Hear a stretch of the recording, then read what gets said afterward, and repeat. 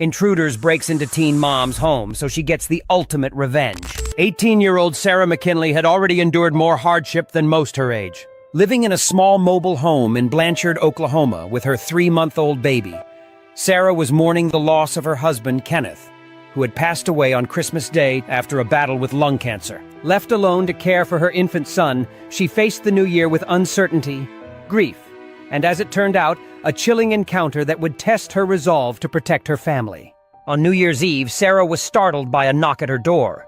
Peeking through the peephole, she saw a man she didn't recognize. He claimed to be a neighbor in need of help, but his demeanor set off alarms. Something about him seemed off, and Sarah, trusting her instincts, refused to let him in. Moving to the back door, he began pounding on it, shouting threats that left no doubt about his intentions. "Let me in or I'll kill you!" he bellowed, his voice dripping with menace. Alone with her baby, Sarah's mind raced. She grabbed a shotgun and a pistol, locked the doors, and barricaded them with furniture. Picking up her phone, she dialed 911. Her voice steady but filled with urgency as she explained the dire situation. The dispatcher advised her to do whatever was necessary to protect herself and her child. For 20 agonizing minutes, Sarah waited as the man relentlessly tried to force his way inside. When the door finally gave way, Sarah did not hesitate. The instant the intruder stepped into her home, she pulled the trigger, ending the threat with a single shot.